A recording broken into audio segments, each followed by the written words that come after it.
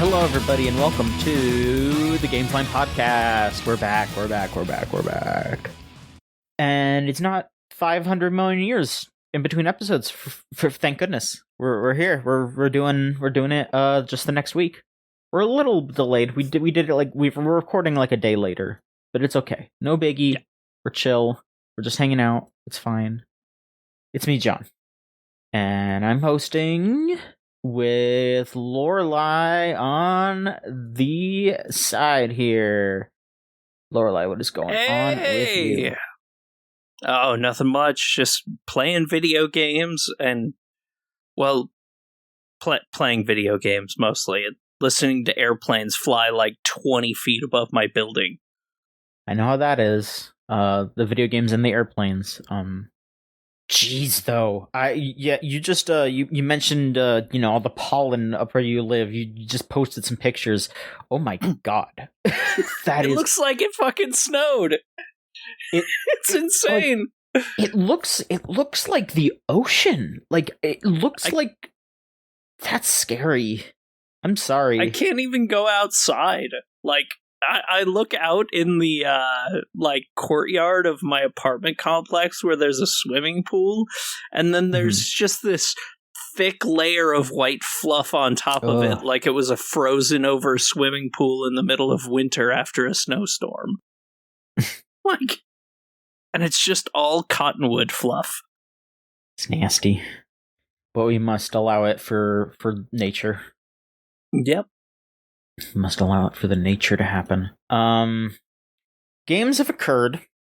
Things are happening. We got a lot of news this week, which it's mostly stuff that I think we're gonna kind of like just hit and run on, because I'm just kind of looking at it and I'm like, okay, we'll just mention this and then move on. And some of it's like just stupid.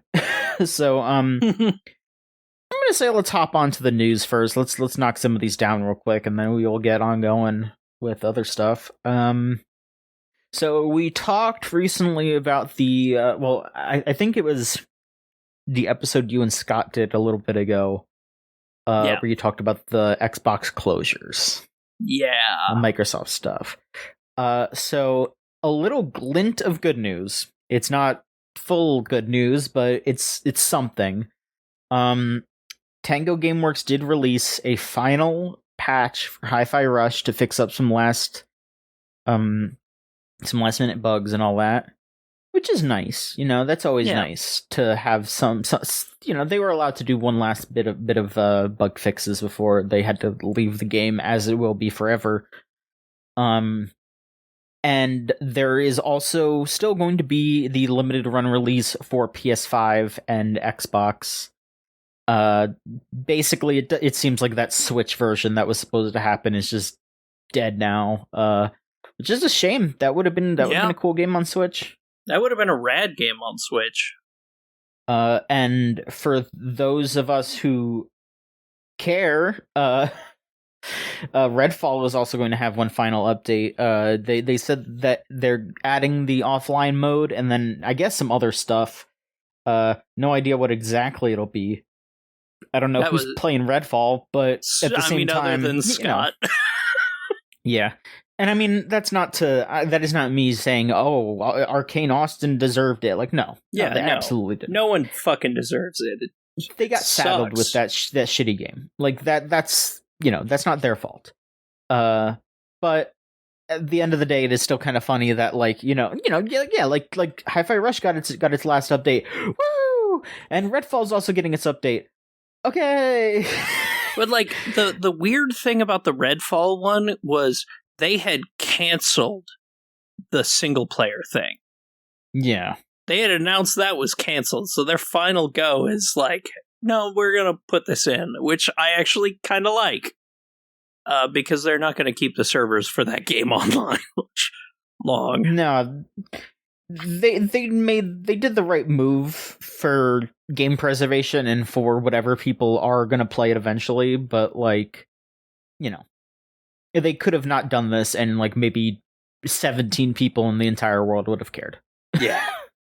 Like I mean, hopefully it got Arcane Austin folks like a little bit more money before they had to leave their job, you know? Like that's hopefully something that happened. I don't fully know how that kind of stuff works, but it'd be nice. Yeah.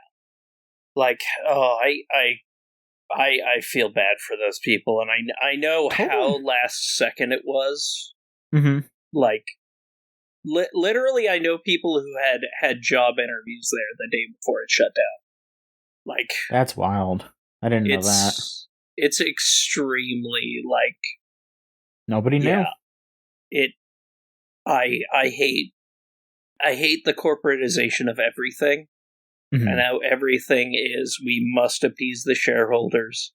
And especially with what Xbox was doing, you knew it was going to happen as soon as that Blizzard Activision takeover happened. Mm-hmm. Because, hey, you just spent ungodly amounts of money, and no matter how much Phil Spencer wants to say it's not going to happen, shit's gonna... I do not believe a fucking word he says. No, totally. And I like Pat from Castle Super Beast said it on their podcast, and absolutely correct in that the amount of money that they spent to buy Activision, Blizzard, and all these other, like, ZeniMax and everything, they would have to have a Grand Theft Auto 5 sized success every year for like 10 years. Yeah. And not just like a year of GTA 5, like the lifetime earnings of GTA 5, the biggest video game that has ever been released. Yeah, exactly. So, like, it's not the GTA 5, the GTA 5 multiplayer. Yeah, just overall the insane amount of fucking money that they've done. It's insane to me. Like, I am just glad people are finally coming around to the realization that just because a guy wears a fucking gamer t-shirt on stage at a big press conference doesn't make him cool. See, I will say, at the start, it did feel more genuine because he was getting out there and saying things that were very specifically running against how Xbox was run during, like, the Xbox One era with, like, Don Madrick and all that. Yeah. No, so, I know. I mean, I'm not saying this to be like an apologist for Phil Spencer, but like, I do wonder how much of this is stuff that Phil Spencer decided on and stuff that the higher ups at Microsoft decided on, because they were like, we're expanding gaming, we're doing, like, I don't know. I mean, because he was going out there and talking about how Game Pass was supposed to be for gamers and all that, and of course they're gonna say that, but he was saying things that made sense to people, and I can see why everyone was like, okay, yeah, no, I'm feeling more hopeful about Xbox in the future. Game Pass seems like a good deal, and it still is right now, but pretty soon it seems like it's not going to be, because there's all these rumors that they're gonna jack up the price because they're gonna put Call of Duty games on there. Yep. And it's like, I mean, if you have just a tier where it's like, okay, yeah, pay this money and you can also get the Call of Duty games, I'd be like, okay, then I just won't do that. Yeah, you pay this money and you get the Activision Blizzard, kind of like they do with the EA, which is also tied into it. But But yeah, at the very least, people are knowing to not just take what he's saying at face value. Like, they're even if he did have some good intentions, he still has to answer to money people, and he is also still pretty much a money person himself. So they're gonna eventually do something that makes the product worse and gets them more money, no matter what it is. Or gets the stock more money, and in the end actually ends up costing them more than it would have cost otherwise. Because all they care about, and that's one of the things that's a big problem with companies like this, is they care more about the instant influx of money that makes your stock look better for a very short amount of time. Yeah. It's sort of like Final Fantasy going, they've Square coming out and going, hey, Final Fantasy is going to be we're not going to do as much, like, exclusive stuff anymore because the instant infusion of money from Sony is a lot and makes it look good then, but the overall sales numbers are significantly lower than they would have been. So you're kind of fucking yourself. The long-term gain is just not as much as it should have been. Business stuff is wild. I hate it.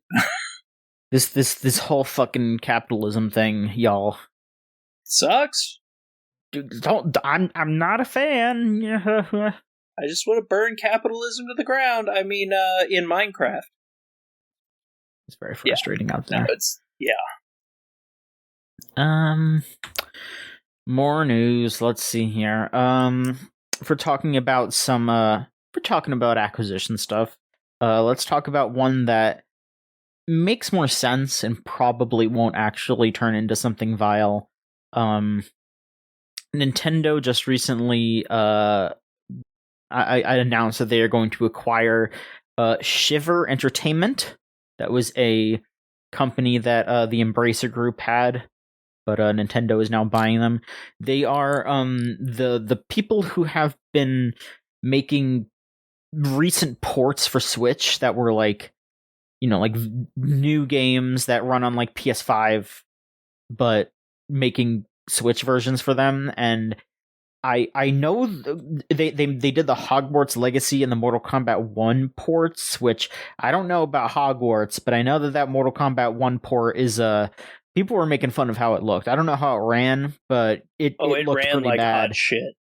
I mean that's not too surprising. It amazingly poorly and looked amazingly bad, and they've released like multiple patches to address it, and it still looks bad because that's just not a game that can work on that hardware.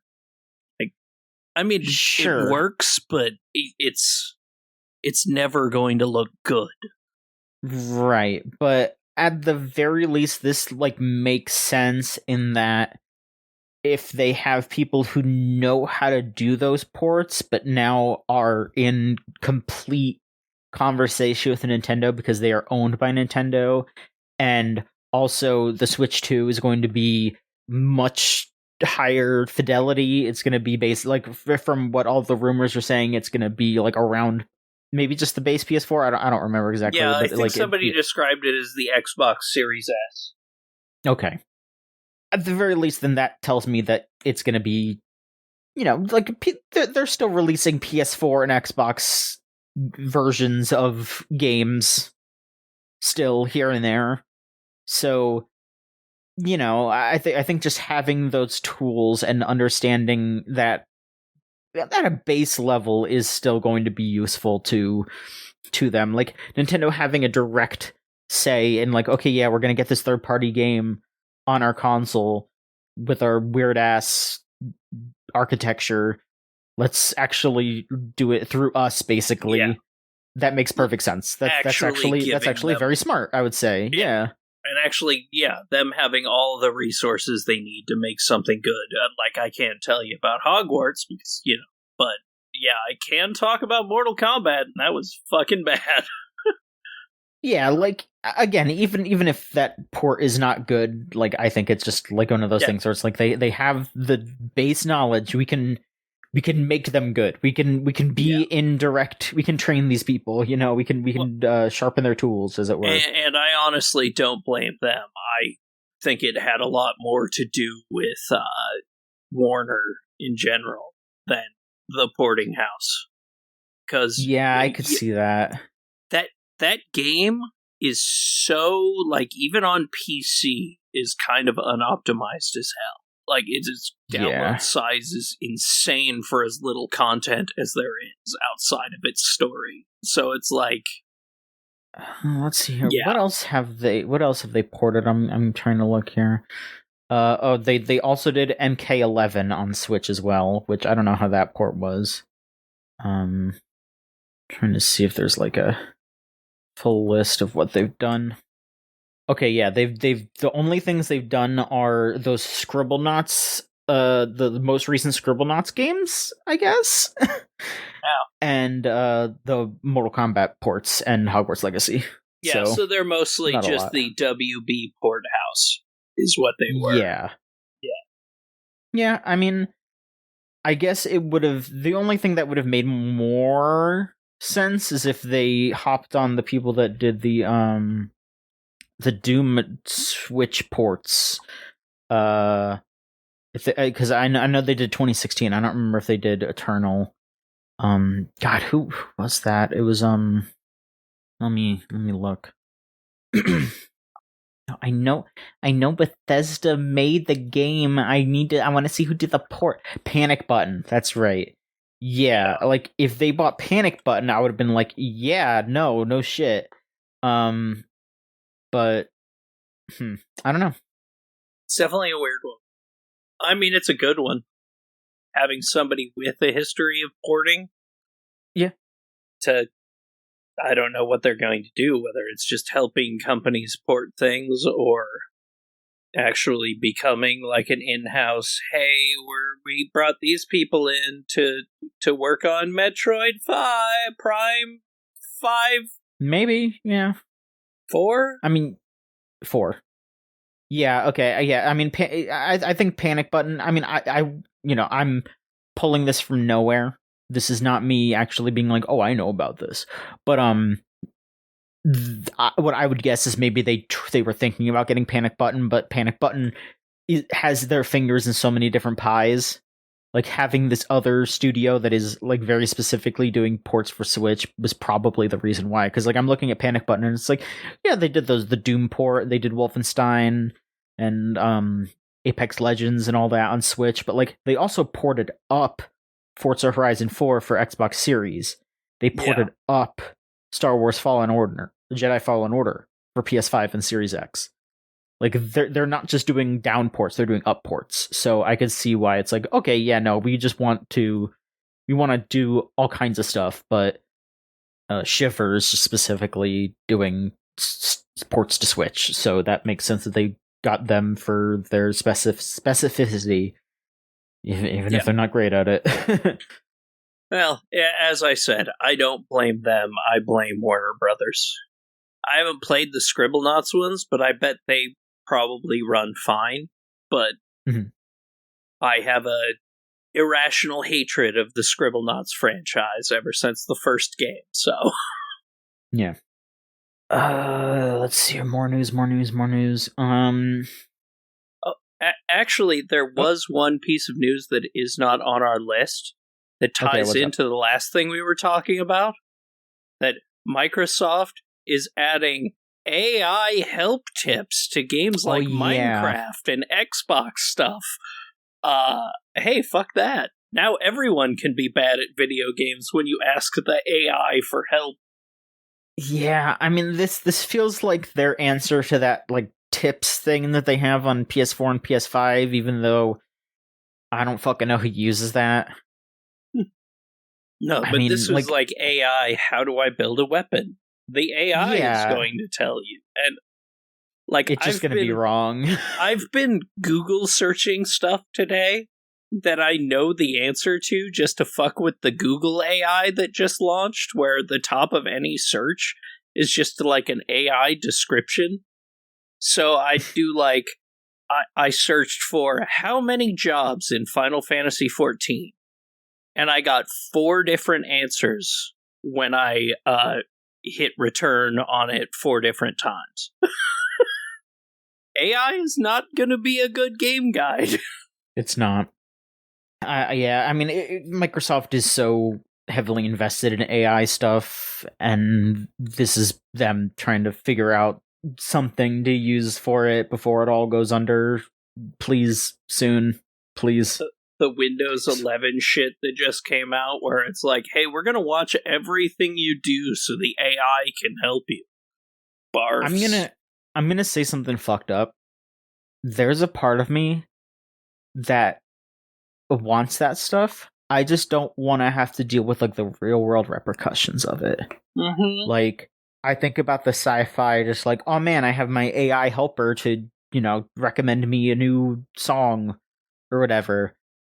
But it's not that, it's just going to be stealing people's jobs and doing all kinds of dumb shit and nothing that's actually going to be nifty. Yeah, exactly. And now it's poisoned the well so much that when companies are using, like, this is what you should use that kind of technology for, people are still pissed off just because they see the word AI. Yeah, when it's just like, oh yeah, no, we use an AI for like tracking for like in an FPS, like tracking where you are, so they can so the characters will try to shoot you. It's like AI. Or just stuff like Final Fantasy VII Rebirth using a like not even AI, but just like an algorithm to do the voice lip syncing, so they make everyone's life easier for them. And I got an argument with one of my coworkers. I got in like an argument with one of my coworkers over that. Yeah. Not like an argument, but I was just like he was basically just like, well, like the doldrum part of it is still part of the art, and it's like, I don't think that necessarily has to be true. Like, if there are like just boring parts of it that you can automate, that's fine. It's like, we're not just typing in like Final Fantasy game make all cutscenes for us into ChatGPT. It's like, yeah, we're like making these character designs, we're figuring out how to model them, and then once they're modeled and once you have the voice acting that we're having real people voice act, we're gonna just make it easier for the models to match the lip flaps, because it's like what's truly artistic about that aspect, like it's just something that you have to do, kind of, and like they do some of it. But if you could do some of it and then make it easier to do the rest of it, sure. I'm like, who cares? Yeah, sure, that's great, fine. Yeah. Final Fantasy talk. We can just swing right into this one here. Kingdom Hearts. Yeah, coming to Steam. June 13th. All of them. Everything. Yep. I mean, it's they're doing the it's the 1.5 2.5 remix as one release, and they re-recorded Simple and Clean just for the announcement trailer, which isn't out yet. They're teasing the announcement trailer. It's wild. No, I'm excited. More people being able to play Kingdom Hearts is good. Especially the ones before 3. Yeah, so yeah, they're doing one game is 1.5 2.5, another game is 2.8 Final Chapter Prologue, and then 3 with the Remind DLC. But there's also the compilation Integrum Masterpiece with everything. Ooh. So you can just buy everything. Hell yes. Apparently there is also, they say that 1.5 2.5 will have textural updates to its graphics, and the 3 buying 3 or Integrum Masterpiece will give you a new Keyblade for Kingdom Hearts 3 called Dead of Night. Ooh. I kind of like that name. That's a fun name. Yeah. Like, my biggest thing is I've gotten into, like, watching friends of mine, and I've joined them once, doing, like, the Archipelago randomizer thing, and they've been doing it with just all the Kingdom Hearts games, of just like, hey, you beat this boss, you unlock something in someone else's game, hey, you do this, Mm-hmm. And it's just been, like, so kind of cool to watch all and join all these, like, frickin' speed racers practically going through Kingdom Hearts randomizers that are completely off the shits. I mean, I'm sure it's just gonna be like exactly like the Epic Games versions, so if you're just if you're used to that, I'm sure it'll be the exact same thing, except with new textures, I guess. Yep. They're fixing some stuff up. But yeah, I did notice that they don't have Melody of Memories on here. That is on the Epic Game Store, so maybe that is some like exclusivity thing that maybe it just hasn't lapsed yet, so they can't announce it. But it would also be very funny if they were just like, actually, we're not going to put that on Steam. Nobody's going to notice, and then nobody notices. Yeah, I mean, could be. How many people think about Melody of Memories? The most recent time I did was a completely separate coworker. I had to ask him to borrow his copy of that game because there is an unlockable song in Smash Ultimate that you can only get if you have a save file for Melody of Memories. So I had to fucking start the game up for like 20 seconds for it to make a save file. Yeah, I borrowed his copy, started the game up, made a save file, unlocked the song in Smash, and then took the game and then gave the game back to him the next day. I like that. I like that. That is good use of tools. Yeah. I mean, man, I'm just thinking about how I got to pick up the new Theater Rhythm, though. I still haven't picked that up. I fucking love Theater Rhythm. I love Theater Rhythm. Like, I have really enjoyed that. That's one of my, like, I wake up in the morning and I just play a song to get my brain going, and it's kind of nice. Well, here's some new news, some stuff that just came out. Like literally just announced. A new arcade game just got announced. From Raw Thrills, which means that it's probably just going to be mid. Okay, yeah. Because, yeah. NBA Superstars, a new NBA 3v3 arcade game. And it's going to have Tim Kitzrow in it, doing announcing. So good for him. Hell yeah. I don't know who that is. That's the guy from NBA Jam. That's a you're on fire. Shit. Yeah. Oh shit! Suddenly, I'm interested just to hear that man's voice. Man, I mean, I unfortunately do not work at the arcade now, so I can't just hear his voice whenever I feel like it. Because he also did the voice for the NBA Fast Break pinball game.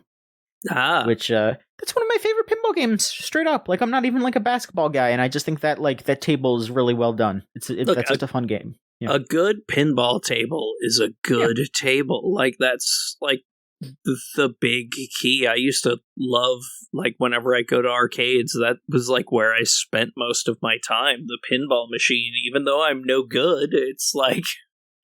Did you have a favorite one? I had one growing up that was, like, my dad had actually bought it. We had it sitting in our little playroom that he had made. Okay. It was called Fireball. It was the first game I had ever seen that had multi-ball. Okay. And it broke my mind. Yeah, I don't know anything about Fireball. That is not one that I've played, but yeah, still like neat. We used to just have a bunch of old arcades because my uncle tragically, died when I was in middle school, and like he had a whole bunch of them, like Asteroids, like just classic machines. Mm-hmm. And we took a bunch of them and a bunch of classic pinball tables and things like that. That was always my favorite because it had multi-ball. Very nice. Yeah, my favorite is I think I've said it before, but Creature from the Black Lagoon. That game is very good. That's a very good one. Yeah. For the I don't remember if I talked about it too much on here, but for those of you who don't know, it's not directly based on the movie. It is based on going to a drive-in to watch the movie. That's my favorite conceptual anything. I love it when things do that. Yeah, like to even get the movie started, you have to hit shots, and like one of the shots is like, oh, you get to kiss your date. One of them is you pay for your ticket. One of them is going down a slide for some reason. I actually don't know why that one is there. And then the last one is the snack bar opening up so you can get a snack. And then after all those open up, you can have the movie go, and then like the multi-ball hits, and like the multi-ball is the movie basically. Get your popcorn and your dill pickle. Yeah, and it's really cute. It's very fun. It's hysterical. One of the best things in a pinball machine ever is there's there's a mode that you can get if you keep shooting up the middle of the table, where someone parks in front of the screen in front of a guy, and then the guy gets pissed and starts screaming, "Move your car!" at him, and as you hit up the middle, he like will shoot a rocket at the car and like drop a bomb on the car. What? And it's very fun. It's fucking insane. And it's like the best mode in any pinball machine ever.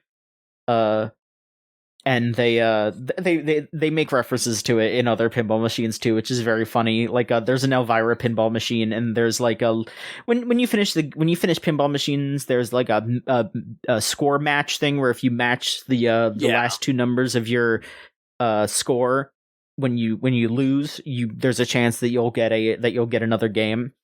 And during the Elvira one, sometimes she'll say, "Move your car," like, and so it's just very funny to hear Elvira making a fucking old pinball reference on her machine. I wonder how into pinball she is. Like, you know, I'm not gonna be like, oh, she didn't actually like pinball, but like, I do wonder if they were like, you just this. I know this isn't gonna make sense to you, but we need you to say "move your car" for this machine, or was she like, oh hell yeah, I love Creature, I'm gonna do this. I would love to know. I mean, she's done multiple pinball machines. They just put out a new one, so I would think she probably likes them. I would think if she's done two. Yeah, I mean, more especially likely. one now, especially one like recently where she's like, you know, not as like active of a star as she was. Yeah. So yeah. I mean, but she's still, like, got cultural cachet. That's, like, the cool thing about stuff like that is, like, I wouldn't even call Elvira a celebrity, but everyone fucking knows who Elvira is. You could say her name and people will, like... touchstone. Exactly. I love a good pop culture touchstone. It makes me, yeah. Sorry about going off on on pinball there. Dude, I love pinball. I'm always down to listen to people geek out about stuff. You work at a pinball arcade for 2 years, you get interested in it. People being excited about anything is awesome. Well, not anything, but most things. Lots of things. Let's see here. One more news thing, and then we can talk about what we've been up to, I suppose. Let's see. There was the Dead by Daylight announcements. I don't know too much about Dead by Daylight and all that stuff.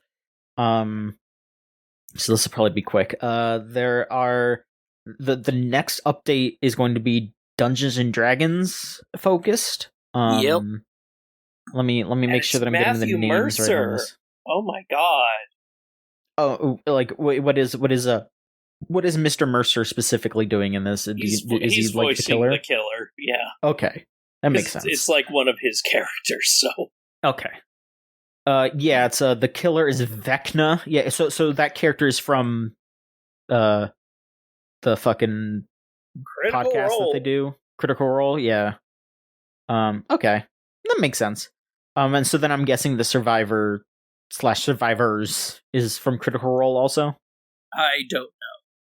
Yeah, it says that it's I don't know how they're gonna work, you know, so don't take this as gospel. I just called them an Ice Climbers thing because it's two characters in one. It's Astri Yazar and Bearmar Urez. No idea. All right. Well, one of them is a bard, I guess. So sure. Yeah.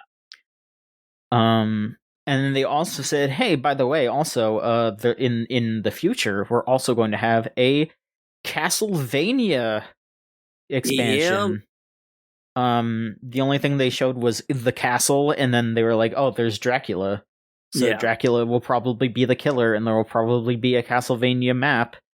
And I mean, and a Castlevania-related survivor. So yeah, I'm guessing it's probably not going to be a Belmont because, you know, they're vampire killers, but maybe with what I don't they've know. added, like, I mean, with with some of the stuff they've added, like, all the Resident Evil characters and Alan Wake. Yeah. And, yeah. Chucky, and, like, frickin' Nicolas Cage as Nicolas Cage. Like, God, that's right. I completely forgot about that. That's yep. That's crazy. I played as him earlier today. Well, there you go. Yeah, they talked about some other stuff too. I don't, I'm sorry, I don't keep up with Dead by Daylight stuff. I'm just kind of going over this here. There's that Supermassive Games title, The Casting of Frank Stone, where they did a gameplay trailer, and from what I've seen, people just kind of think it doesn't look great. But yeah, it looks like a Supermassive game, but like, yeah, that acting sure wasn't good.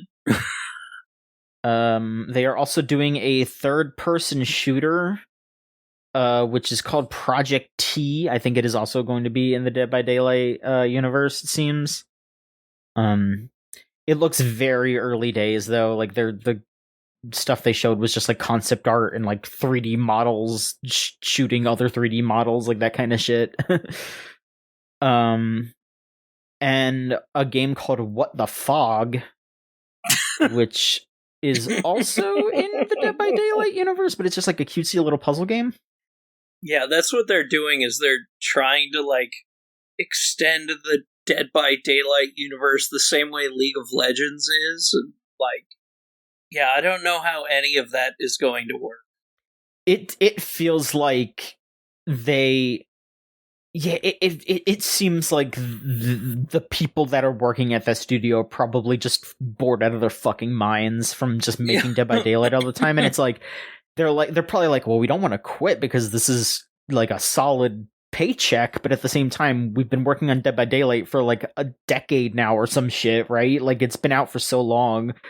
I bet they're just like messing around with other stuff during their downtime, and then I bet they're just like, yeah, you know what? Let's actually make these full games, and also let's tie it to our big moneymaker, because then people will actually buy it. Yeah. Which, I don't know. I mean, it doesn't seem like it's like a bad idea, but also just like, whatever. Yeah. I'm sure people like I just don't personally know who's like invested in the lore of Dead by Daylight, but I'm guessing there has to be people that are absolutely into that, because like when I look at Dead by Daylight, I'm just like, okay, what like crossover stuff are they putting in there? Like, I don't pay attention to like the original characters. I don't pay attention to the survivors or the killers that aren't just like, oh hey, they put Dracula from Castlevania in this, they put Alan Wake into this, like, which is probably a little unfair, but that's just because I don't actively play the game. But I mean, you just said that you actively play the game. I guess I can ask you then. How do you feel about it? I don't actively play the game. I play with friends every once in a while. So it's not usually like really active, but it's like once every few weeks, like once a month we'll log on for a couple hours. But honestly, like I actually had to just bring up YouTube and go, okay, yeah, there are a lot of weird freaks about the lore for that game. Yeah. Okay. So there's definitely like a lore, but it's not something that most people care about. They just like to be Ada Wong and run away from Chucky. Right, okay. Or Tiffany. I mean, hey, I too would like to play as my favorite Resident Evil characters and run away from some fucking character from a horror movie. Or play as the character from the horror movie and kill the Resident Evil characters. Yeah, I just want to get murdered by Jennifer Tilly sometimes. I think Wesker as a killer is really funny. Maybe I should play Dead by Daylight. It's it's fun when you're in there with friends. Bit. I played it on like PS4 or PS5 when it was free, when I had PS Plus for a bit, and I had an alright time. Yeah, maybe I should play it more though. I don't know. We'll see. I mean, games are fun. Games are fun. Games. Speaking of having fun with games, though, Lorelai, what have you been up to? What have you been playing?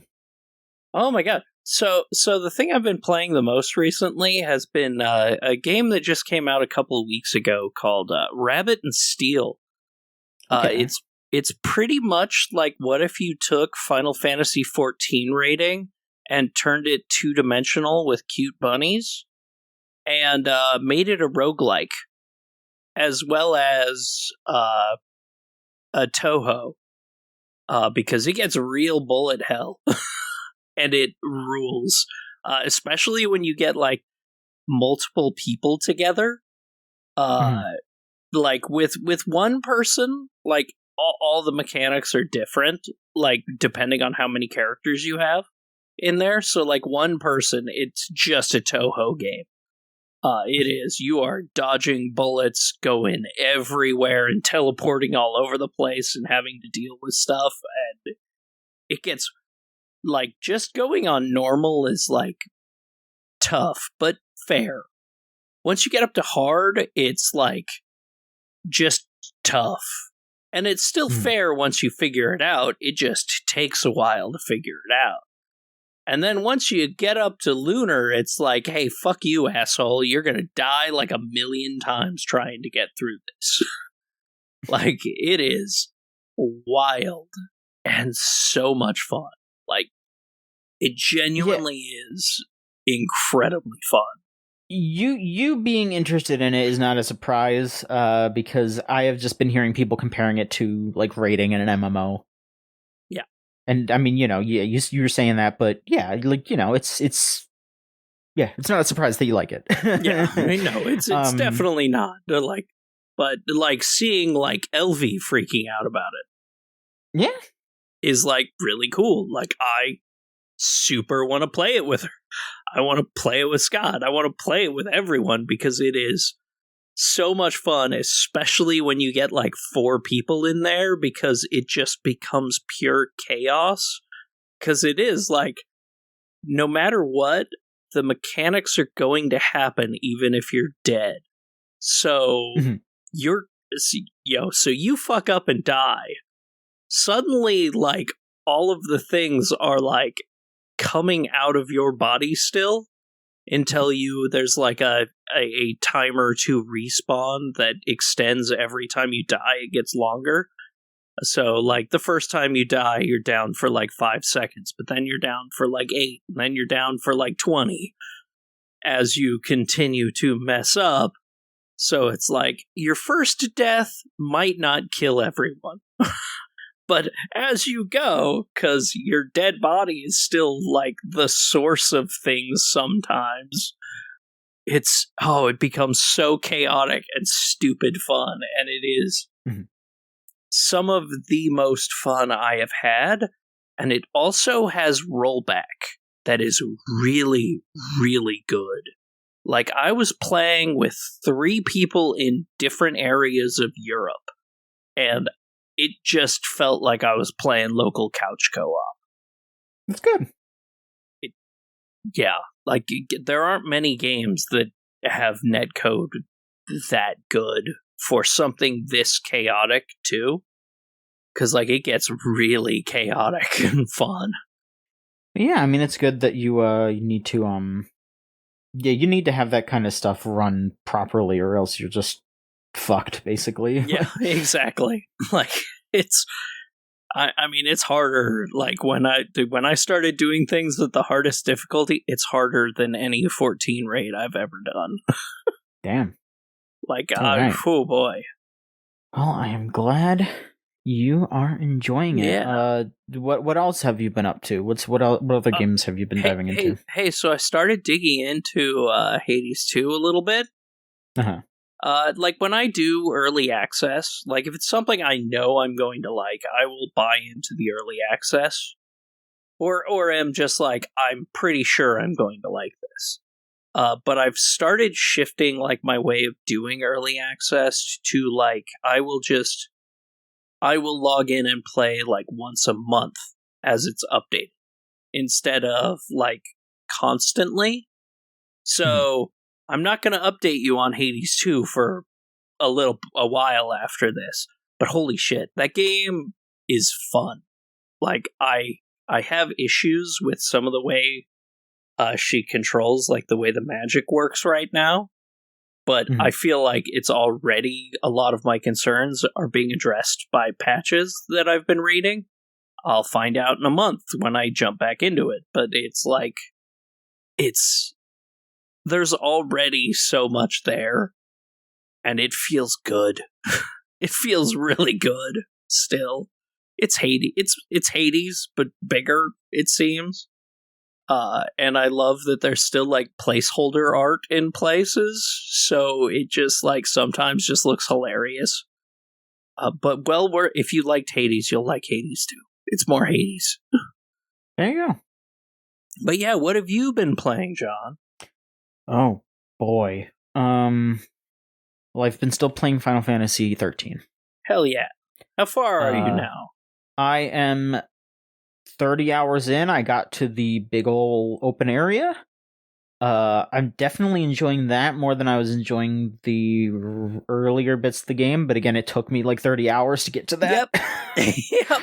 But that is where it's like, hey, I finally actually have to like engage with the battle system fully and completely at all times.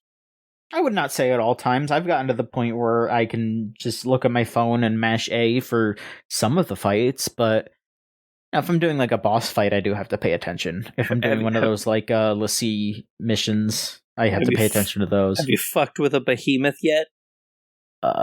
Yes, and they kicked my ass. Yeah. But I did do so there is a fight that's like over by a cave that you can do, where it's a behemoth fighting some other monster, and if you fight them, they're too busy fighting each other, so then you just wail on the behemoth while it doesn't attack you because it's attacking the other monster.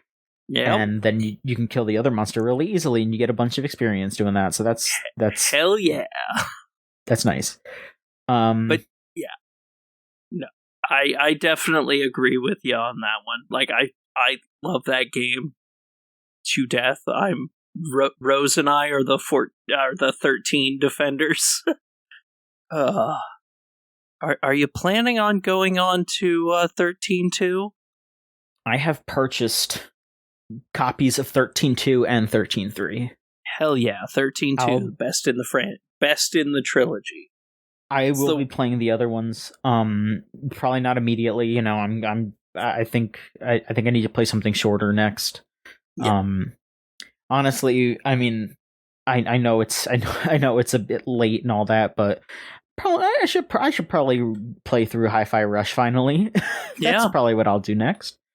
But I also want to get all the achievements in Final Fantasy XIII because I'm a sick fuck, so that's it's probably going to be a bit You're like me. But the other thing that I've been messing around with is I've been messing around with some of those Pokemon roguelikes that have been popular recently. Oh yeah. I don't know. Did you hear about what went down with PokéRogue? Yeah, that's fucked up. It's still insane. Hackish chaos. It's hysterical in my opinion.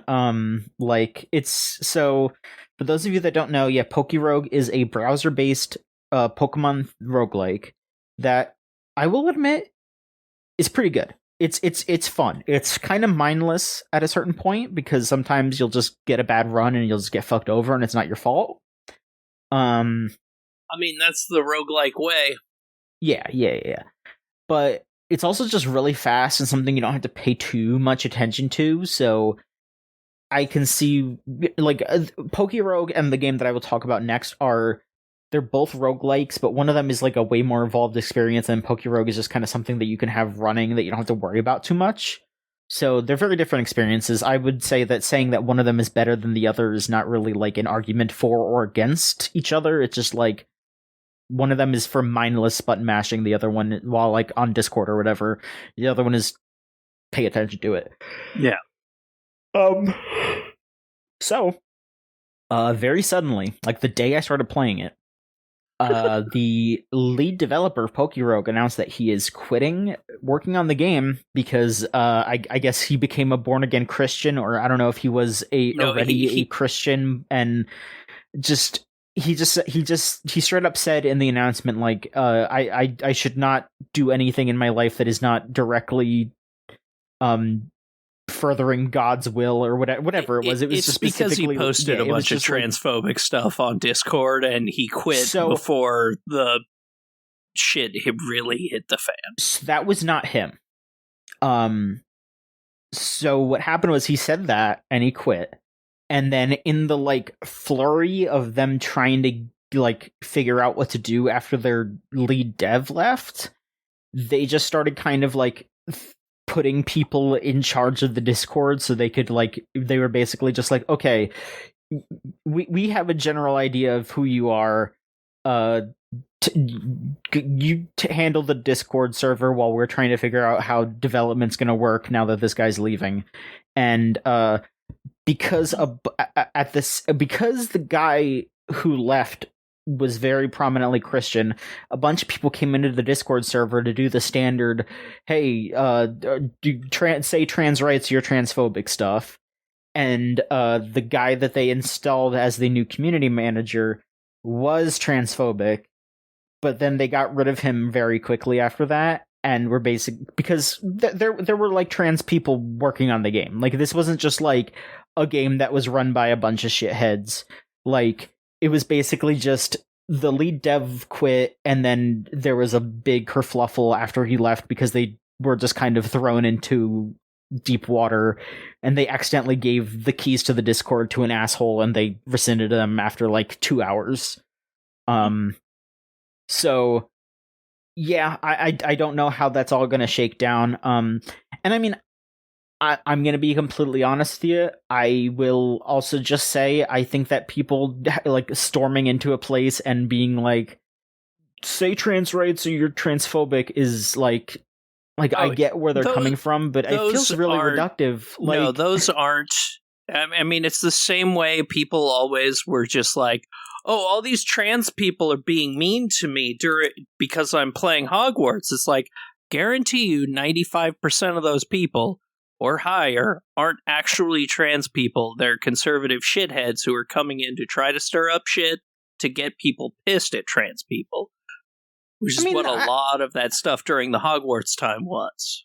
I mean, I think a lot of them are, like, well-meaning cis people who are trying too hard. Oh yeah, they're those two. They're those two. I mean, like, I definitely remember when I was, like, first trying to be more aware of that stuff. It was like, you know, you overdo it because you want to show that you care, and, like, it's not, you're not like a villain, but also, you know, you just treat trans people like you would treat anyone else, like how you should for anyone, you know, like, just be normal about it, and don't try to be so performative, and just, you know, like, you know, if you got to stand up for somebody, but also, like, don't be weird about it. Yeah. just treat everyone like the human being that they are. But yeah, I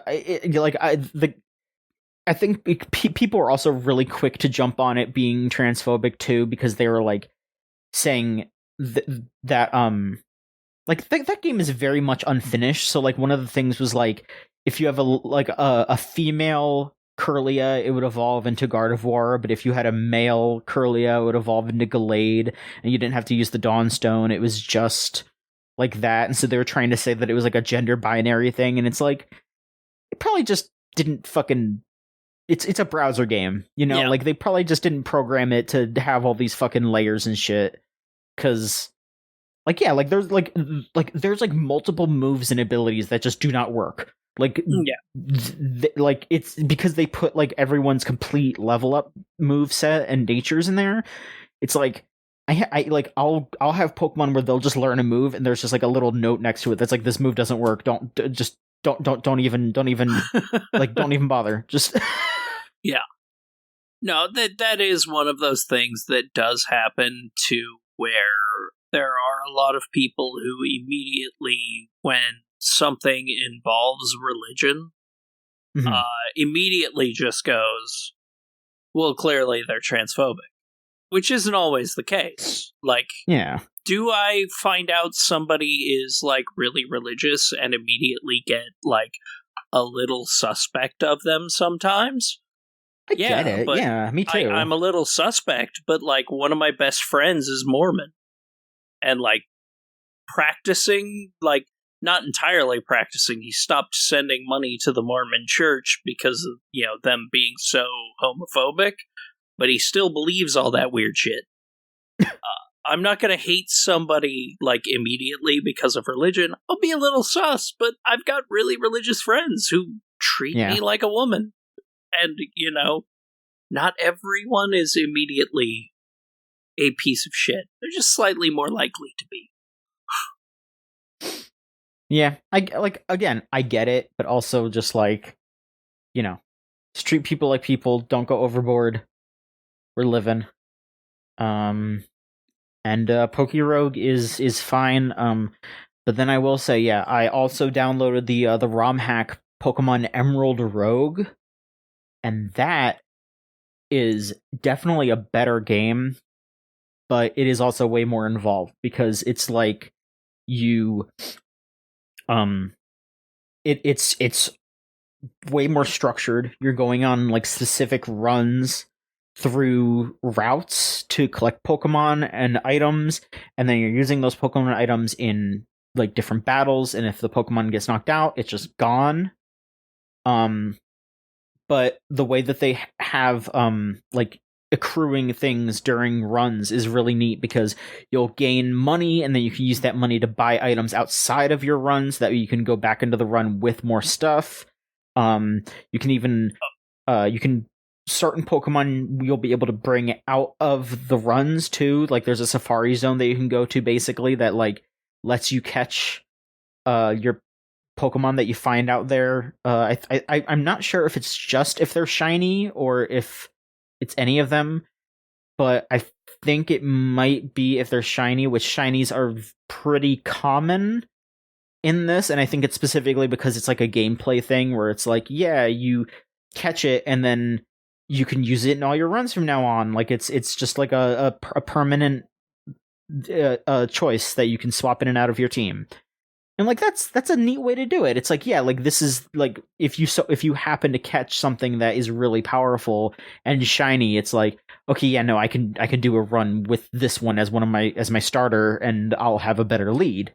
Hell yeah. There's different modes that you can do. Like, there's one where it's like, oh hey, we structured it like an act, like it's like a single lane, because normally it's like they give you like a couple of choices and then you go down that route. It's like, oh, this is a route that has psychic types on it. This is a route that has more trainers on it.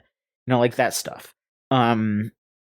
It's really neat. I would absolutely recommend it to anyone who likes Pokemon. Like, I would recommend both of them, but for very different reasons. Like, PokéRogue, I would just recommend to be like, it's just fun to mess around with. It's a fun little browser game. It's like a cookie clicker kind of thing almost. Like, it's more than cookie clicker, but it's something to do in the background while you're doing something else. But I would recommend Emerald Rogue as like a legitimate, like, deep strategic roguelike that is pretty good. Yeah.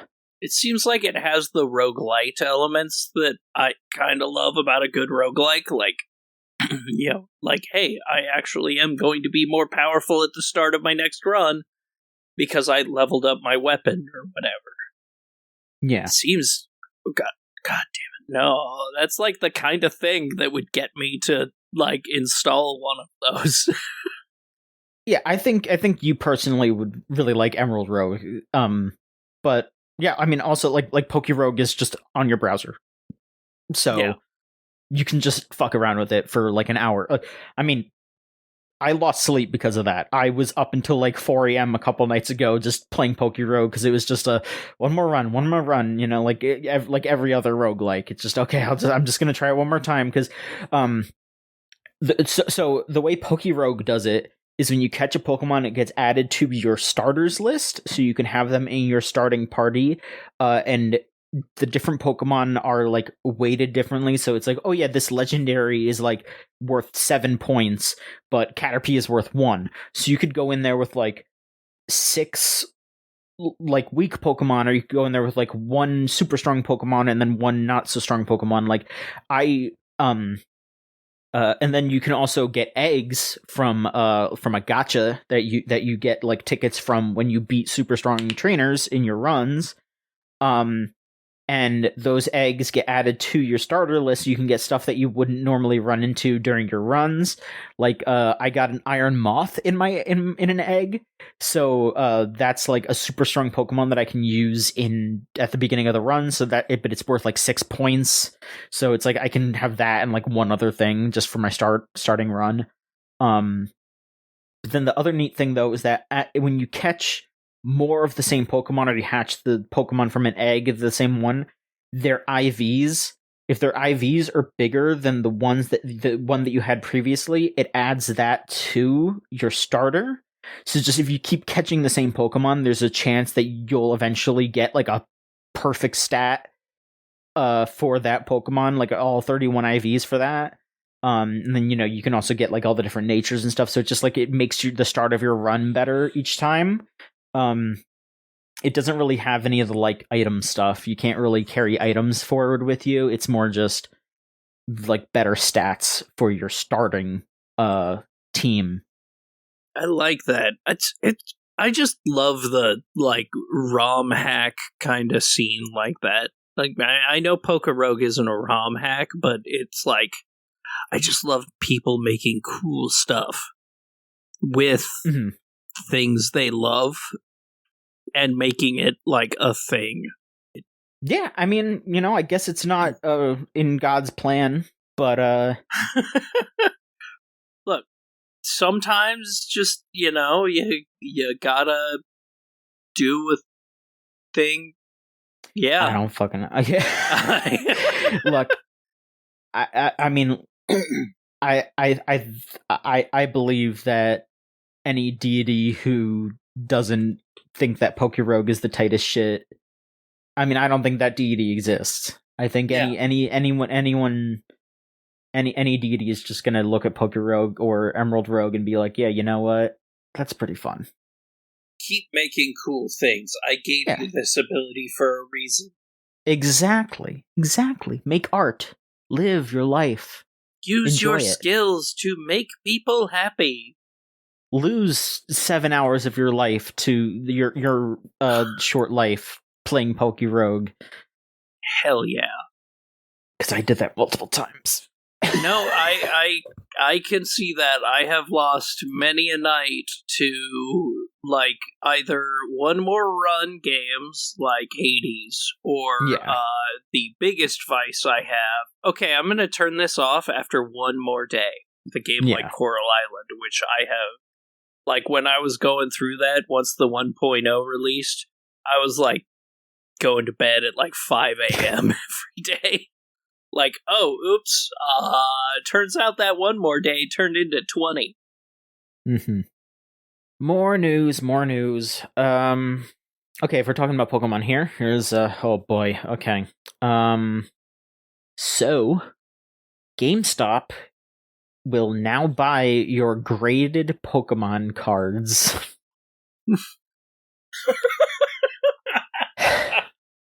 Apparently, I have seen people talking about this, like that they actually went and got their graded cards sold there. They are just straight up paying market price for it. They are not undercutting. They are just going to pay you the market price for your graded cards. Oh shit! Like in-store credit or in cash? That I don't know. Because if it's cash, I'm gonna go grade some fucking cards. I mean, I don't know how much the grading thing is that it might end up not being worth it. Because if it's like you're sending in a card for $100 and then a perfectly graded one is like 60, it's not worth it even at market price. But it's like, I mean, if you could just I mean, I don't know. It's usually only a couple of bucks. Like, well, it depends. Like, hell, I mean, I mean, I'll be honest, even if it is trade-in credit, like, that would just make buying games a little bit easier if it's just like, oh yeah, no, I got some good pulls. Like, I've been playing a Pokemon TCG here and there. If I'm just like going to play and then I pull something out of my entry pack, it's like, okay, yeah, I'll get this graded, traded to GameStop, and there you go. Now I can buy like 2 new games for basically like the $10 that I spent on the entry fee is now like 2 new games. Like that's neat, but also that doesn't seem sustainable for GameStop. Yeah. Well, yeah, because grading is like $25. Because here's the thing then. Who's buying them? Who's gonna buy them? You would be shocked at how many people buy like shit like that. Like graded cards are because it's for collectors. I know, but it's just like in that quantity through GameStop. Because I feel like those people have already been doing this through like heritage auctions and shit. Like it just feels weird that they're like throwing their hat in the ring on this thing so late too. Like, yeah, I don't fucking know. It's a weird thing. It does not feel sustainable at all. Yeah, they don't even have like. Okay, so okay, so here's some notes here. Okay, so apparently they will only take things graded by PSA.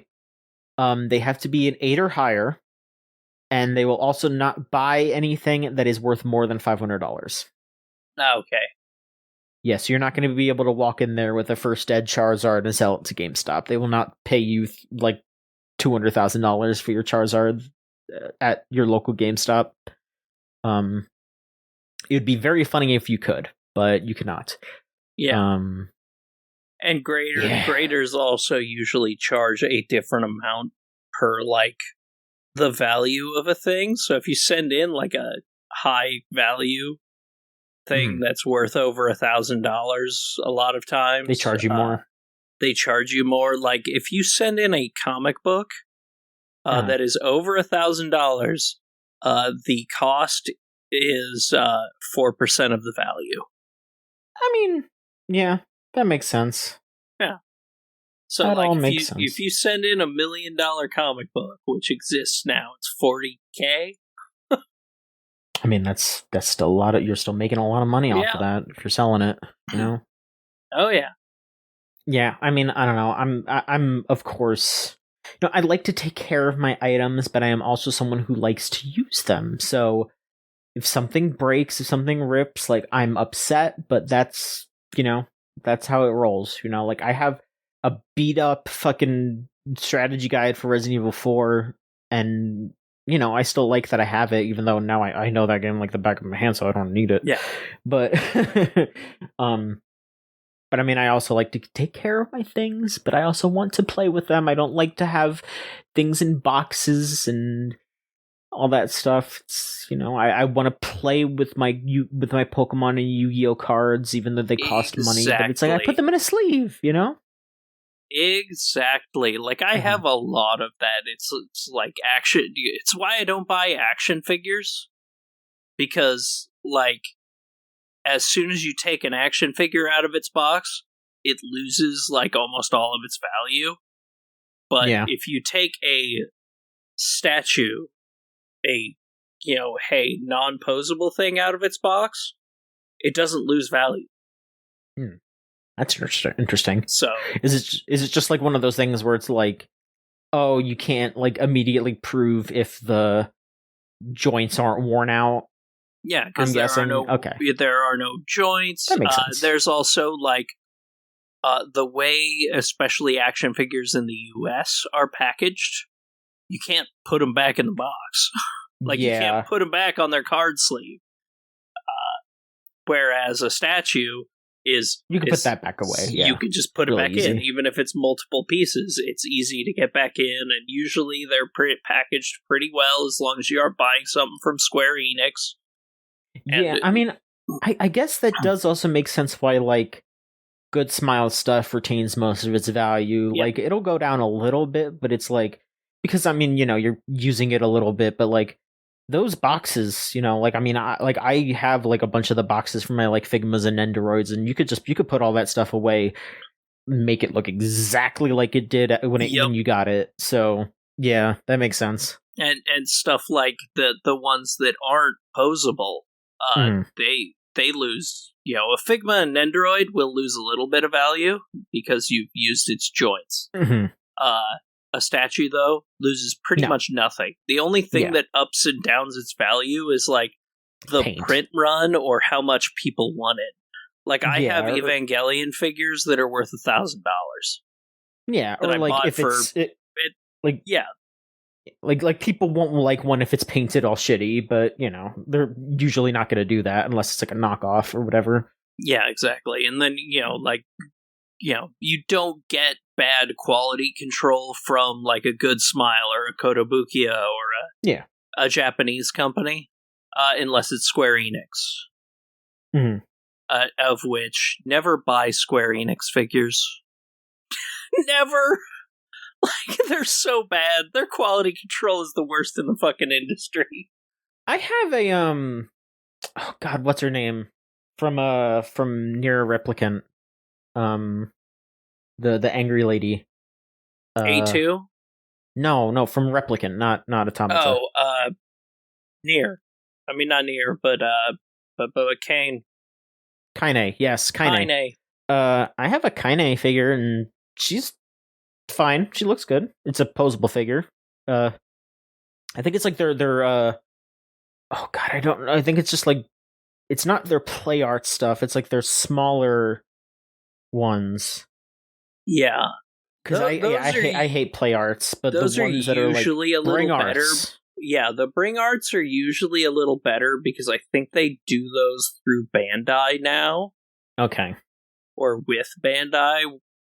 I'd have to look it up. I haven't worked in toy journalism in a long time, but back then, like, they started working with other companies for a while and made some better stuff. Or like their stuffed animals are great. You want a plush, go to Square. Those are fantastic, but like they're posable and statues are like oh. Yeah. All right. Okay, we still have quite a bit of news.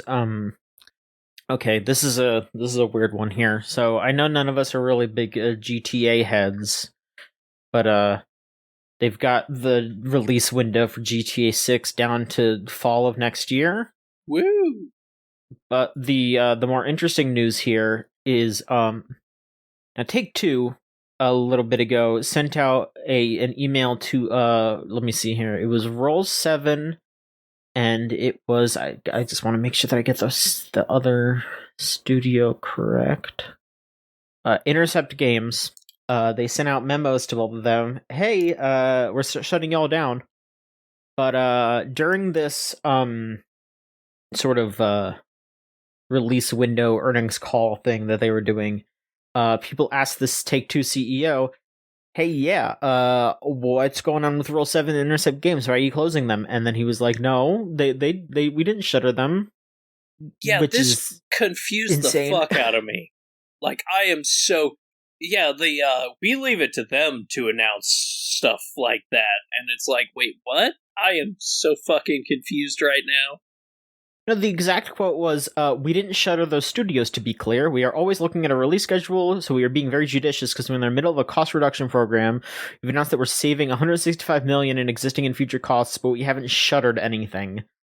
But I guess this lines up with some things that they did previously, because when 2K Marin got closed, I guess on paper, 2K Marin is still open. They just don't have any employees or anything. So it must just be like a fucking stockholder, like, smoke and mirrors thing where they're just like, we didn't shut down the studio. We're not using it, but we didn't shut it down. Yeah, they just laid every single person off and still hold the name. That's even fucking worse, honestly. Yeah, it's just a fucking smoke and mirrors bullshit thing, and bad. Yeah, just bad. More awful bits of our industry continuing. It's hard to be a video game fan right now if you care about people. Because, even in the indie sphere, it's starting to happen where just, companies are having to lay people off because there's just no money to go around anymore. Because all the big companies that would normally give those indie companies a little bit of money to finish their thing, there's no more. The venture capitalists are gone. Or the money just isn't there anymore being put into expanding anything. Mm-hmm. It's just being put into the next Modern Warfare. What a shame. More industry news. Sony announced who their new CEOs of PlayStation are going to be, and it's Herman Hulst and Hideaki Nishino. I don't know. I don't really know what this is gonna mean for anything. They've got new CEOs. Hopefully better than the Jim Ryan years, but yeah, Hulst was already in charge of PlayStation Studios, and he was one of the co-founders for Guerrilla Games that made Horizon and Killzone. So, sure. I mean, apparently Horizon is a big deal for them. Still, I don't think I've ever met anyone who's actually played those games, except for people who felt like they needed to, and then they came away being like that was mid. Yeah, no, that's my feeling on Horizon Zero Dawn. I haven't even touched the sequel because I played Zero Dawn and went, yeah, that was a thing. Mm-hmm. With really cool. It's one of those games that has really cool moments of gameplay, but it never strings together right. Mm-hmm. And so I mean the interesting bit here is that I don't know if this is how it's always been, but the two CEOs are basically taking on the two halves of the PlayStation company, pretty much. So, Hulst is going to be in charge of the Studio Business Group, which is their first-party stuff, as well as any adaptations like TV shows or movies. And then Nishino is going to be on the Platform Business Group, which will be for hardware, accessories, and their third-party games. Makes sense. Yeah, I guess it does kind of from what I'm seeing in this article that was on GamesIndustry.biz. It does seem like this is a new venture, them splitting those up into two separate sections of the company. I think that's pretty smart, to just be like, hey, we're we're doing this in a way that isn't just cramming it all into one dude deciding it. Yeah. But also, Sony doesn't really do anything interesting these days, so... No, that's definitely, I do not know what Sony is going to be 10 years, a few years from now. That's the weird thing about the games industry right now, is you literally do not know. You don't know if Microsoft is ever going to try to do another console or just be a publisher. You don't know if, Sony is going to do the same. Sony will probably make another PlayStation. Yeah. But Xbox, I don't fucking know. Go the way of Sega, just make money off games. But Nintendo will always be there doing their own thing. Mm-hmm. And it's still just it's the games industry is infuriating. And it's a weird time right now. It's a weird fucking time. You got a new Switch coming out. You got all of that happening. Yeah, it's weird. Mm-hmm. Let's see. Oh boy. Okay, here's one here. So there have been some leaks recently of a new Valve game. And it looks like shit. Oh god! It's called it's a Valve game. It's called Deadlock. and it is a hero shooter that is going to be coming out in current times and not before when people would care. See, I don't even know if that's true, though. I think people are looking for new hero shooters. It's like right now, that Marvel one that's like in beta right now looks pretty cool, straight up. People are going... One of my friends is playing it, and I've been watching her just go apeshit for it, and like genuinely enjoying. Not just because the contract originally released where you had to. Yeah.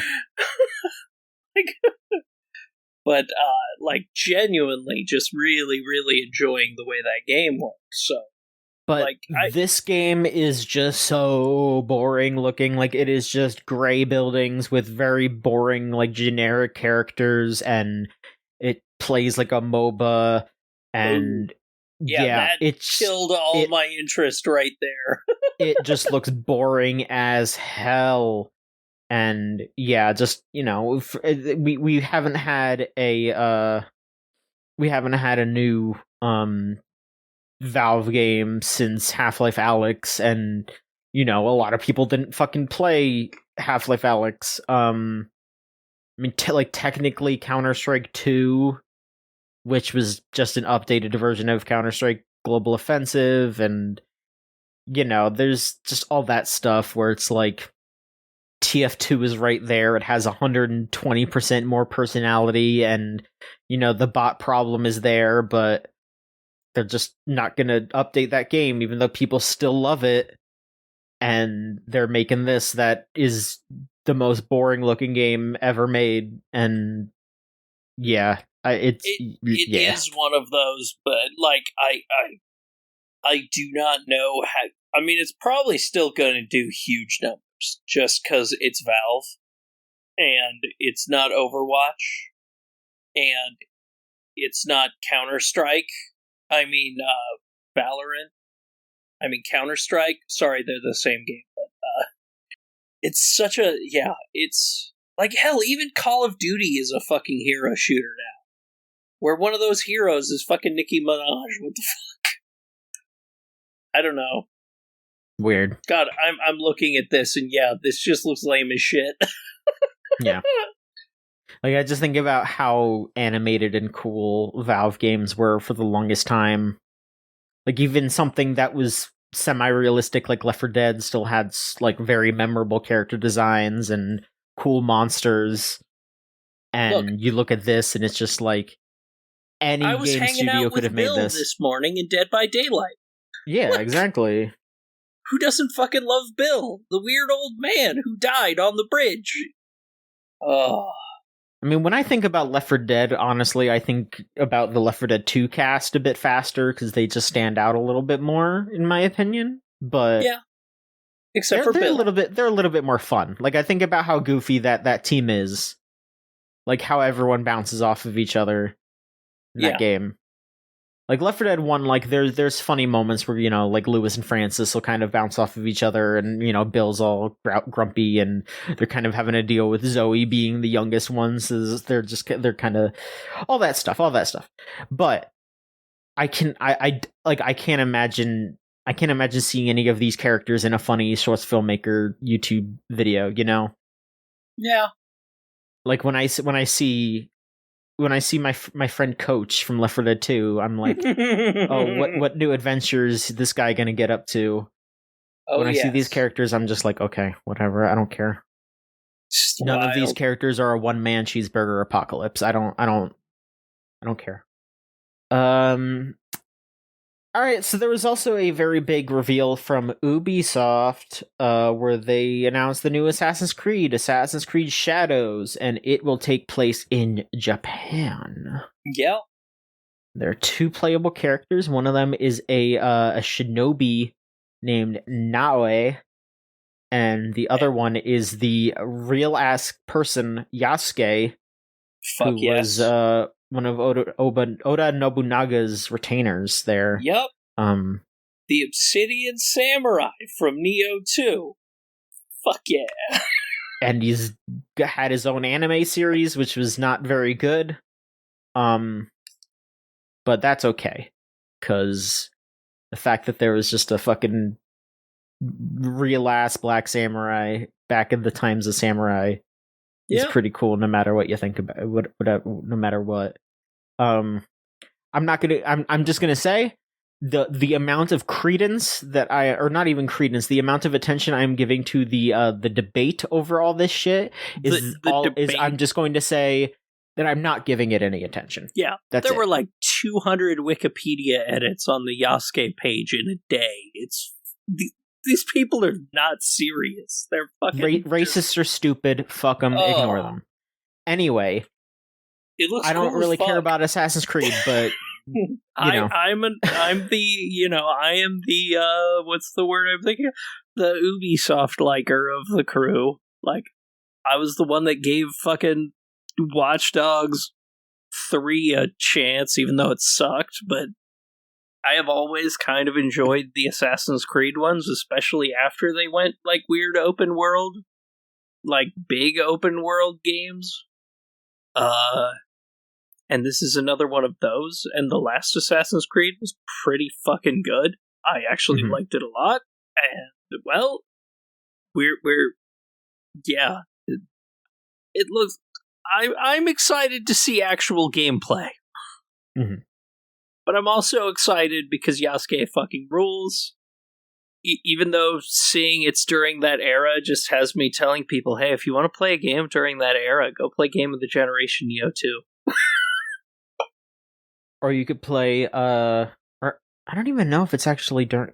I think it's actually. I was gonna say Fate Samurai Remnant, but I think that actually very specifically takes place a little after that era. So never mind. I mean, yes, it does. I don't even want to fully recommend that. The game's just okay. I love that game. I'm sorry. It's like the second best game in that era behind Samurai Warriors 5.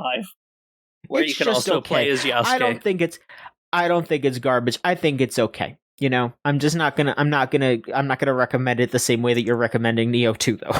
You know? Yeah, no, nobody is.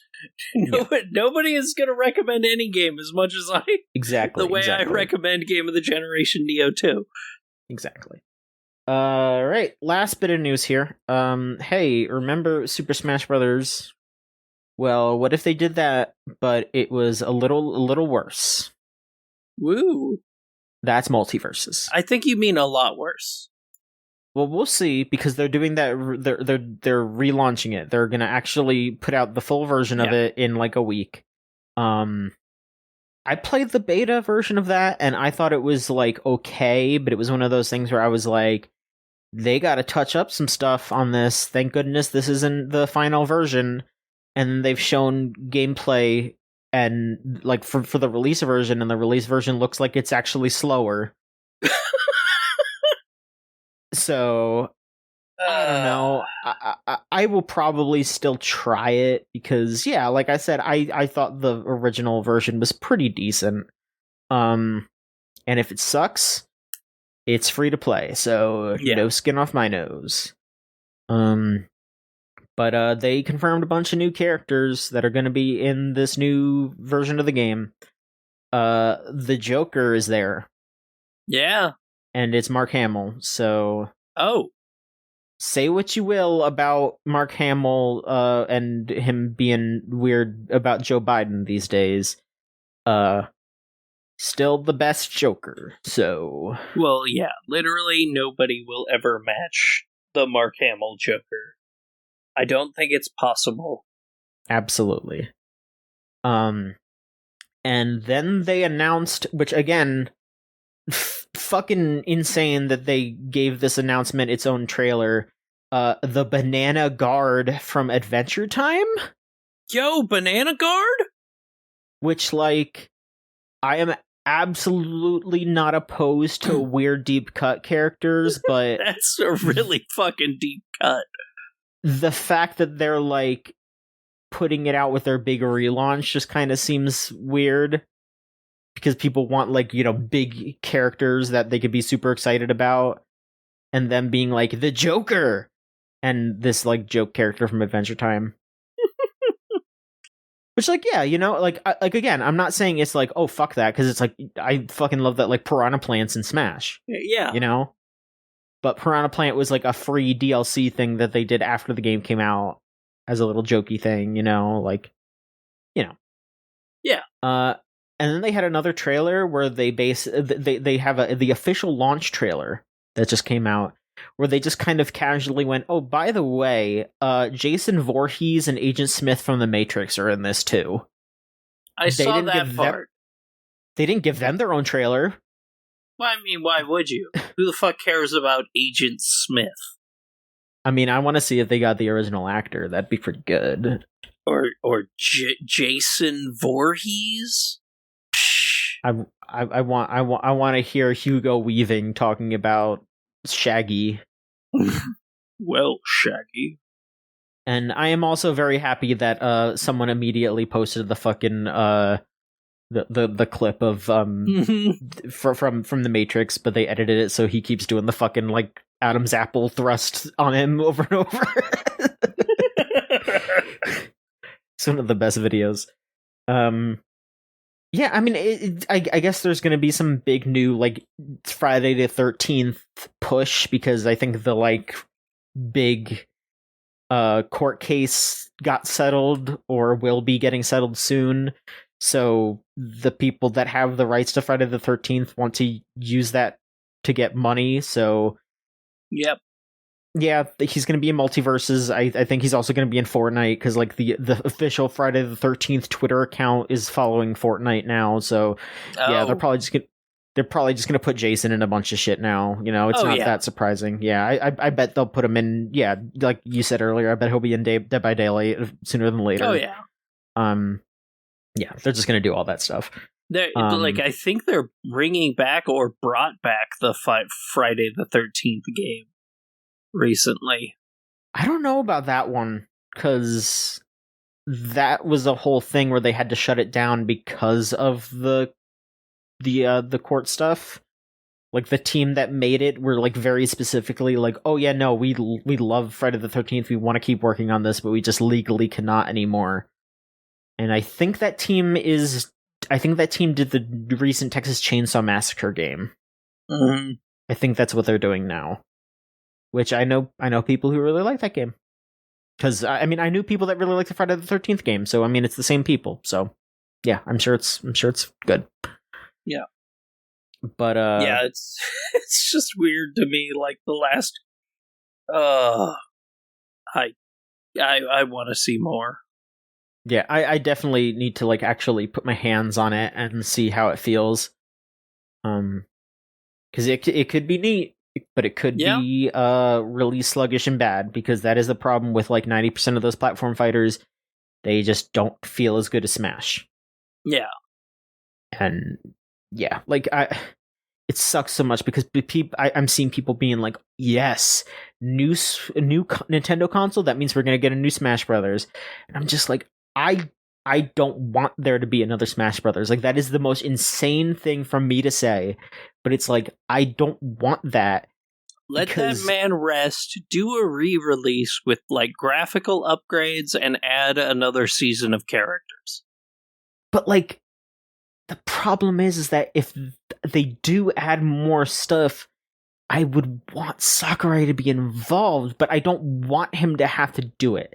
So it's just like, I just don't want another Smash Brothers, because if they are going to do another Smash Brothers, they need to have Sakurai involved, or else I'm going to be pissed, because he's definitely the reason why it's that good. Like, you look at these other platform fighters, and it's just like nobody else can compare. Nobody else can compare at all.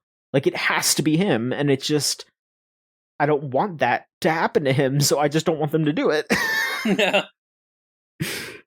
Just let that man stay retired making YouTube videos. He did say that he is going to be done making those videos within the year. And he said that he wants to get back to making games. I hope to God he is not just going to make another Smash game. I want him to do something else. Yeah. I would love for him to do something, like, straight up, I want him to do small stuff. I want him to fucking work. I want him to help Toby Fox with Deltarune. That's what I want Sakurai to do. I want Masahiro Sakurai to make fucking weird indie games and Toby Fox. with Toby Fox. Yes. I want Toby Fox, Sakurai, Shigesato Itoi, and Zun to all get in to be locked in a room for like 3 months, and we'll just see what happens after that. That's like, yeah. That you mean make the perfect game? Make the perfect game forever. Perfect game jam. There you go. All right. Lorelai, do you want to talk to us a bit about the last thing that you have on this list? Yeah. So, I don't know. I got a little Fallout pilled recently because a bunch of friends of mine all started playing Fallout 76 all at once, and I was also looking for another, like, not MMO, but multiplayer, like, big world kind of game with, it's kind of an MMO, but not really. But I was looking for something to pull me away from 14 completely until Dawn Trail launches. And I think this might be it. It's actually, like, really good now. like mechanically, it's a lot of fun. The leveling process feels good. It feels like Fallout Online.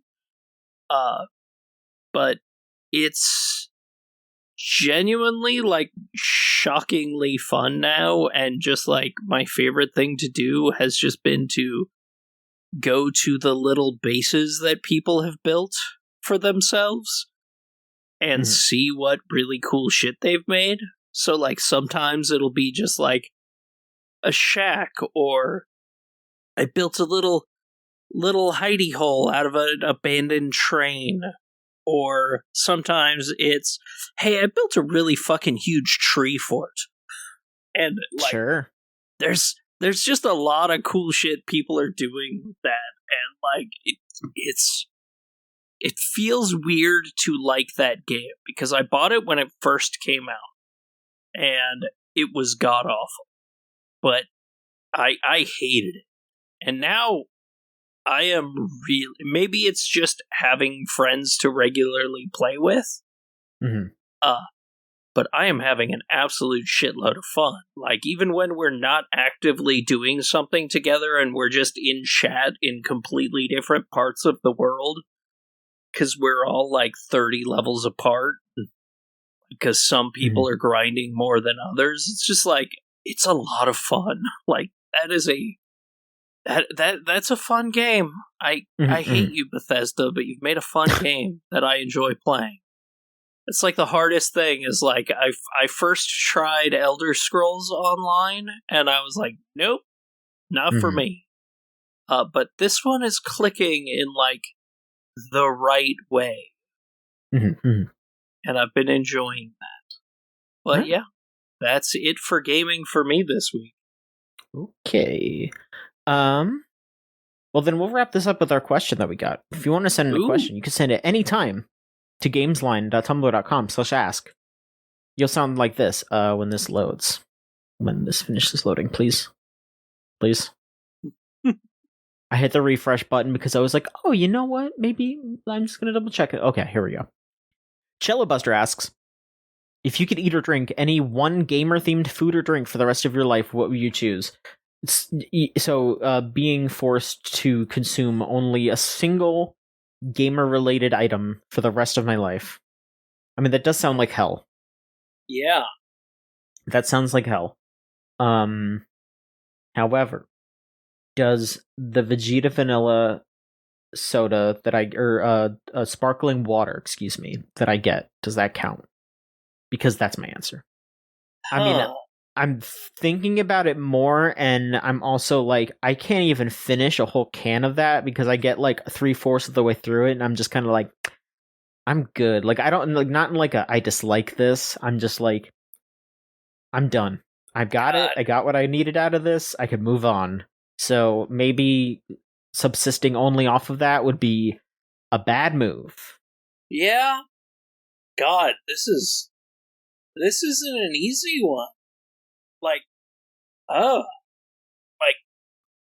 Because it would have to be something that could sustain you with, like, protein or whatever.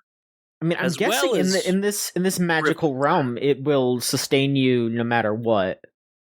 Like, I think it's just like, yeah, if you just eat like fucking the chicken that you get in Castlevania from the wall, you're still gonna have all your nutritional needs met. Which, now that I say that, I think there is like little like lettuce and garnishes on there, so you might actually be able to subsist off of that. Which video game food?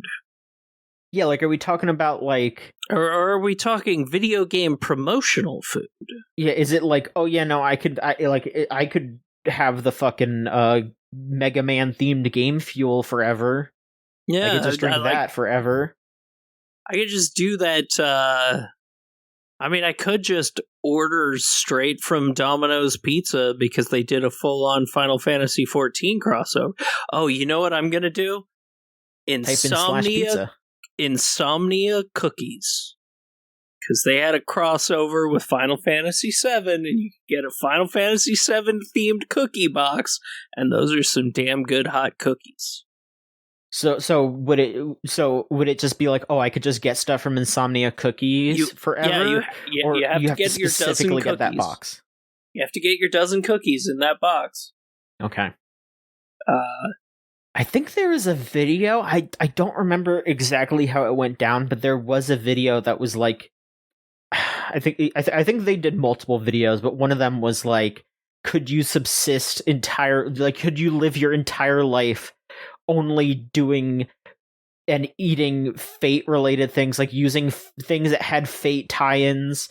Like, oh yeah, no, you have to use like this, you would have to wear like Fate-themed clothing, and like not specifically like, oh, here's just like a t-shirt that's got Saber on it. It's like, no, they had a collaboration with the jeans companies. These are like Fate jeans and a Fate shirt and Fate glasses, and like you would have to eat at like all these like different there were enough places that had collaborations so you could have breakfast, lunch, dinner, and snacks, and they were all Fate themed. It's like, I guess that would be my answer, is just like, yeah, something like that, like Fate or Evangel. I mean, Fate's an actual game initially, so yeah, I guess it would be just, I would just subsist off of all the Fate collab stuff, because like, it's probably not actually difficult to do that if like, if you were able to actually line up a couple of the collabs, because they rotate that stuff out, like some of the like cafes close or whatever, but like in some magical realm where you can always go down to the store and get your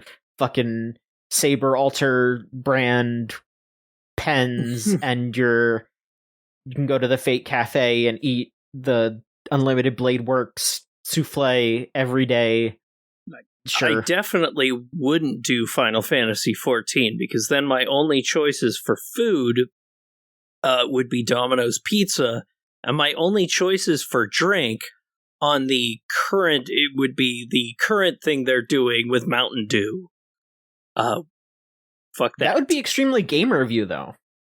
I know, that would be extremely gamer, but nothing can convince me to drink Mountain Dew, even if I unlocked a Mountain Zoo mount. I hate it. You just need to get someone to drink the Mountain Dew for you.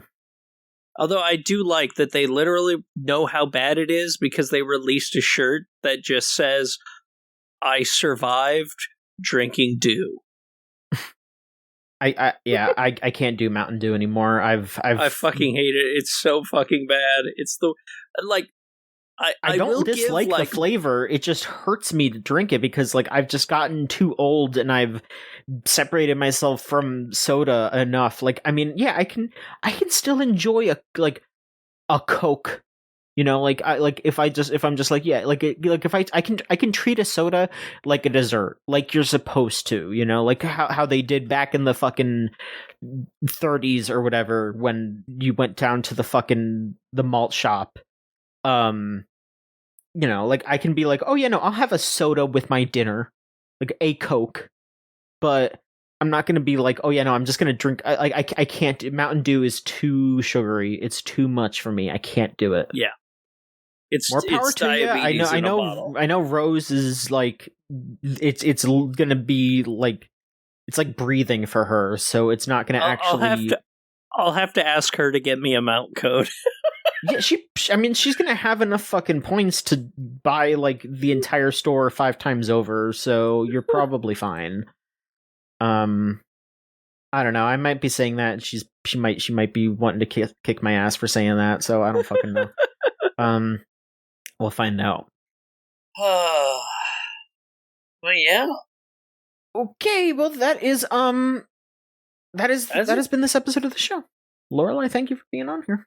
It's been fun.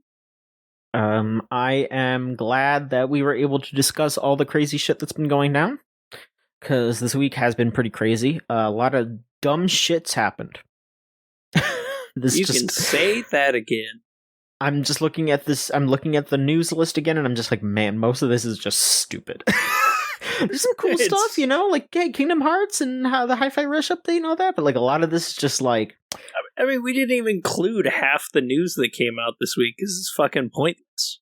Yeah, exactly. It's a fucking mess. But yeah, I'm glad that we got to convene.